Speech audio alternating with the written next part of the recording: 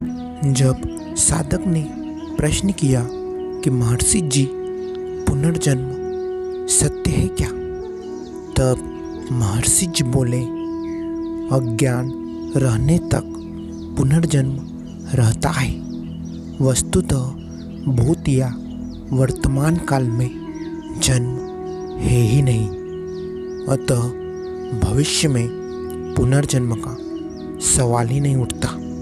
यह सत्य है। जब साधक ने प्रश्न किया कि महर्षि जी, योगी अपने पुनर्जन्मों को कैसे जान सकते हैं, तब महर्षि जी बोले, आप वर्तमान जीवन को जानते हैं। जो भूतकाल को जानना चाहते हैं, वर्तमान को ठीक से जानिए तो और सब समझ में आ जाएगा। वर्तमान सीमित ज्ञान से आप इतने दुखी हैं, तो अधिक ज्ञान के बोझ से आप क्या अधिक दुखी होना चाहते हैं। आत्मा के परम आकाश से देखा जाए तो मृग जल समान मिथ्या जगत में जन्म लेने का भ्रम अहम को शरीर से एक रूप समझने के अज्ञानजन्य अभिमान के सिवा और कुछ नहीं है। जिसके मन ने आत्मा को भुला दिया है, ऐसा मर्त्य जीवन मरने के लिए जन्म लेता है और जन्म लेने के लिए मरता है। लेकिन जिनके चित्त का लय परम सत्ता में हो गया है, वे जन्म मृत्यु से परे उसी सर्वोच्च अवस्था में रहते हैं। आत्मा को भूलकर शरीर को आत्मा मानने की गलती करके असंख्य जन्मों का धारणा करने के पश्चात अंत में आत्मा को जानकर आत्मनिष्ठ होकर रहना संपूर्ण विश्व में भ्रमण करने के स्वप्न से जगने जैसा है।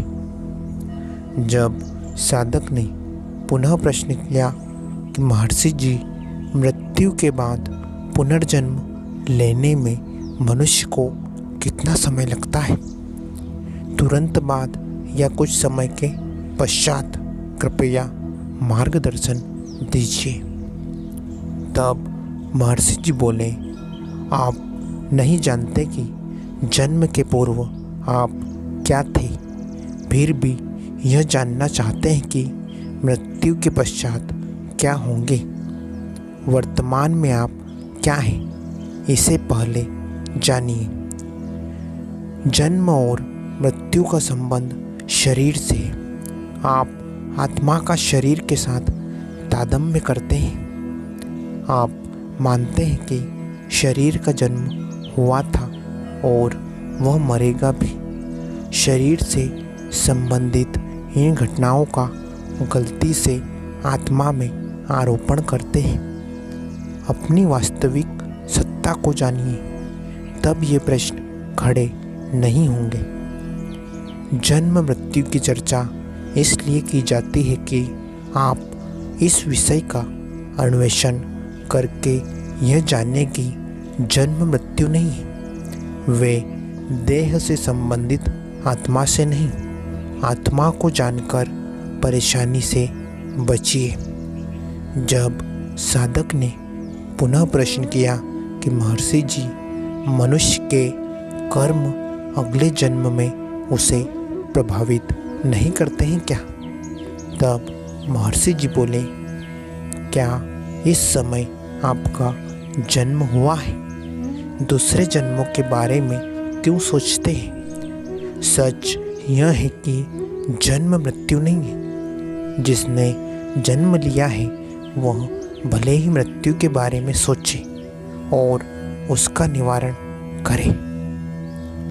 जब साधक ने प्रश्न किया कि महर्षि जी, मृत्यु के पश्चात मनुष्य का क्या होता है, तब महर्षि जी बोले, वर्तमान जीवन में चित्त को पिरोए रखिए तो भविष्य स्वयं संभल जाएगा।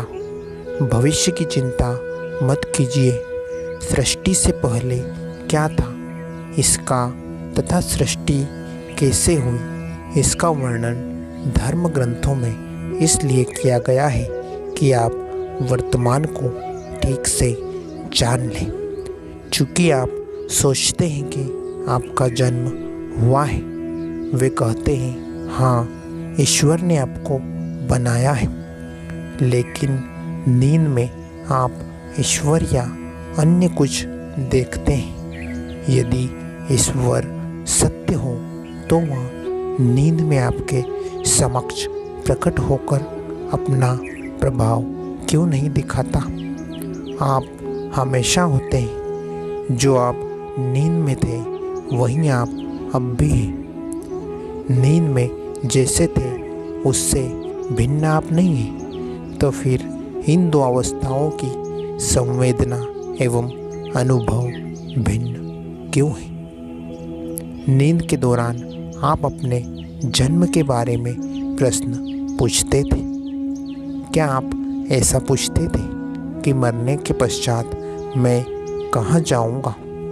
अब जागृत अवस्था में इन सारे प्रश्नों को क्यों पूछते हैं? जिसने जन्म लिया हो उसे ही अपने जन्म के विषय में, उसके निवारण के उपाय के विषय में, उसके कारण एवं परिणाम के विषय में सोचने दीजिए।